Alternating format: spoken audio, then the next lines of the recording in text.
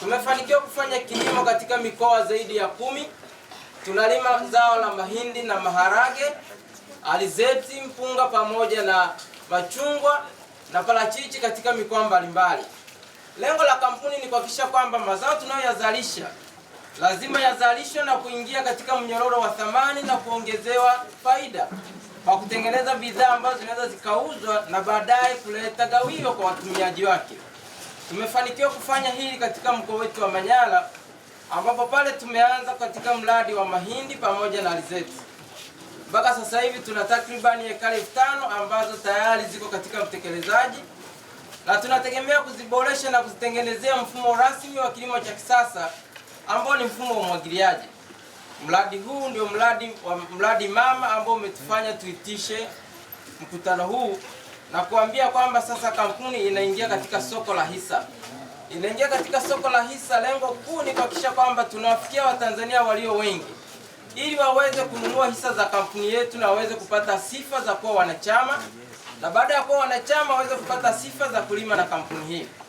Ili uweze kulima na Jatu, cha kwanza ni lazima uwe na hisa za kampuni. Lakini mtagundua kwamba, ndugu wananchi na Watanzania wote mnaoangalia, tarehe 23 mwezi wa 11 mwaka jana, kampuni hii iliweza kuorodhesha hisa zake katika soko la hisa. Katika kuorodhesha hisa zile, watu wengi walitamani kununua hisa, lakini hawakuzipata kwa sababu wengi hawakuwa tayari kuziuza.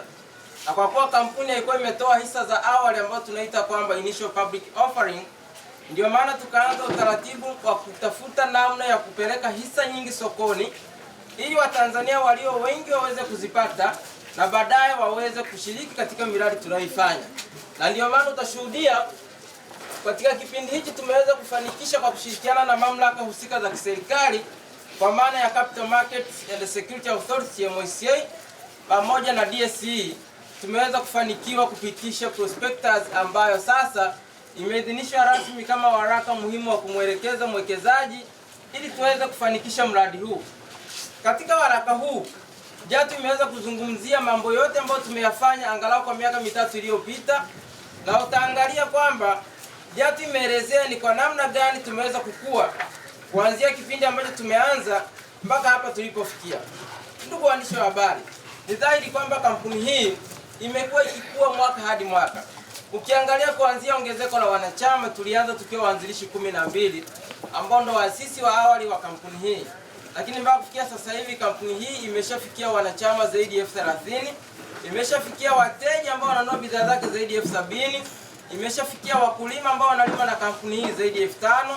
Tumeshafanikiwa kulima ekari zaidi ya 47 katika nchi hii.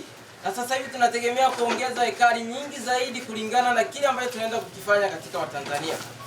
Ndugu waandishi wa habari, siku ya leo ni muhimu kwa Watanzania na hasa sisi wanachama wa Jatu kwa sababu tukifanikiwa kuingia katika mradi huu wa Kiteto ambao ni mradi pendekezwa, tutafanikiwa kwa transform Watanzania walio wengi kwa kujua kwamba kilimo sio tu kulima, lakini pia ulime ukiwa unapata tija. Ndugu wanahabari, leo ni siku rasmi ambao Watanzania wote tunawataarifu kwamba hisa za Jatu sasa zinapatikana kupitia soko la hisa, zinapatikana kupitia mawakala wote wanaohusika na masuala ya hisa, zinapatikana kupitia matawi yote ya benki ya NMB, zinapatikana kupitia ofisi zote za Jatu PLC.